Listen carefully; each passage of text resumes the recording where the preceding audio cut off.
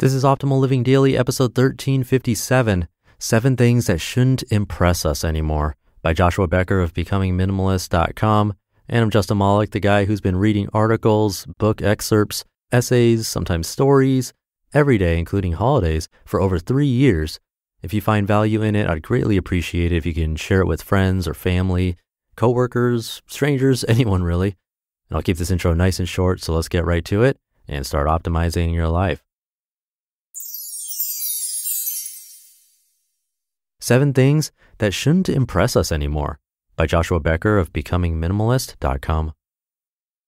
Minimalism has changed me. What began as just a journey to own less stuff has changed the way I view myself and the world around me in significant ways. One of the most significant changes is my reevaluation of how society defines success. Too often, those who make and spend and keep the most resources for themselves are labeled as the successful ones. But this is unfortunate. Some of the best people I know would not be regarded as successful in worldly terms, precisely because they have decided to spend and focus their resources on less material things. These people are far too rare, or at least they do not get enough recognition. Instead, it seems ingrained in us to desire and appreciate the praise and the admiration of others. And because of that, many people will compromise greater and more worthwhile pursuits for the facade of temporal, worldly success. I think it is important for us to no longer take the bait, to no longer heap accolades on those who flaunt selfish pursuits. To that end, because of how my view of the world and its people has begun to change, I will offer a short list of things that no longer impress me. 1. The brand name of your clothing. Manufacturing practices are important, so is quality and fit. Why the name printed on the inside and oftentimes the outside matter, I will never understand. Too often people pay a premium just for the privilege of becoming a walking billboard. I'm no longer impressed by the logo on your shirt, your purse, or the face of your watch. Instead, I admire those who are confident in timeless fashion and seek to make an impression by their character and their countenance. 2. The number of carats in your jewelry. One of the most important chapters in my new book, The More of Less, Finding the Life You Want Under Everything You Own, contains the story of Brian and Nicole. Brian and Nicole, 5 years into their marriage, continue to make sacrifices each day to help pay off lingering wedding debt, most of which is wrapped around Nicole's finger. While the size of the rock on someone's finger is noticed by some, most are not even looking. 3. The price of your car. The goal of any vehicle is to safely transport persons from point A to point B.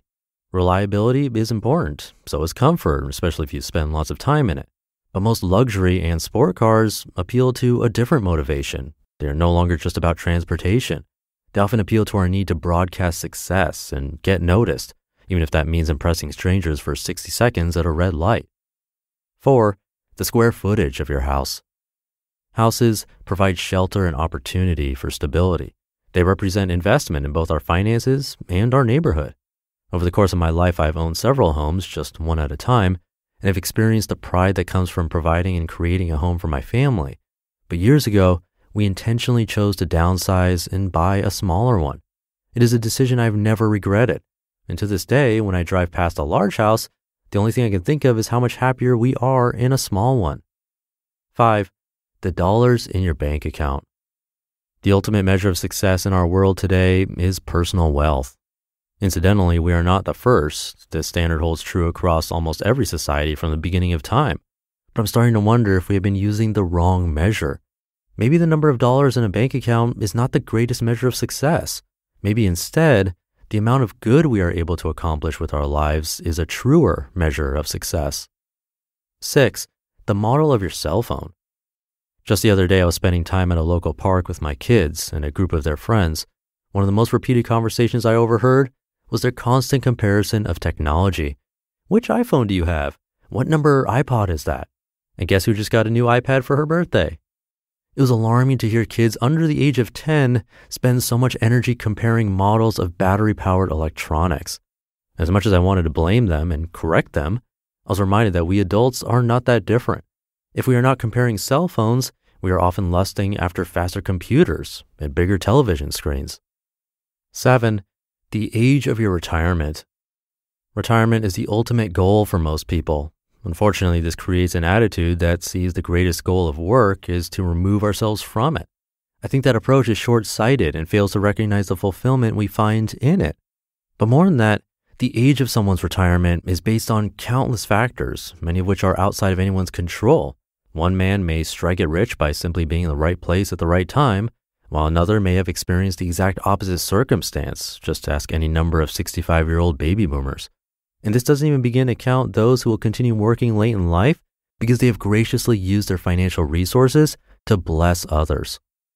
And 8, the photos on your social media account.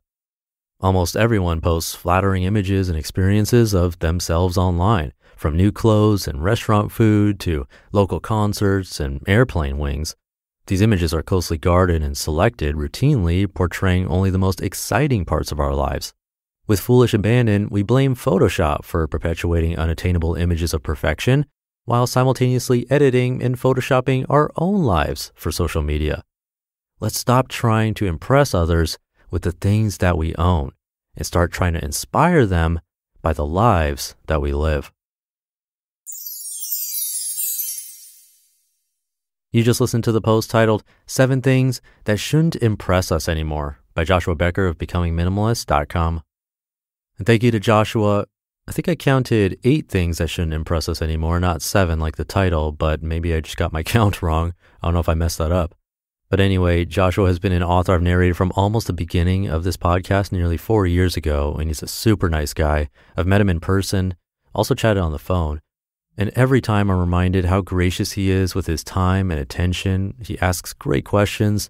So come by his site, check out his books. They're great. And he's an example of someone who practices what they preach.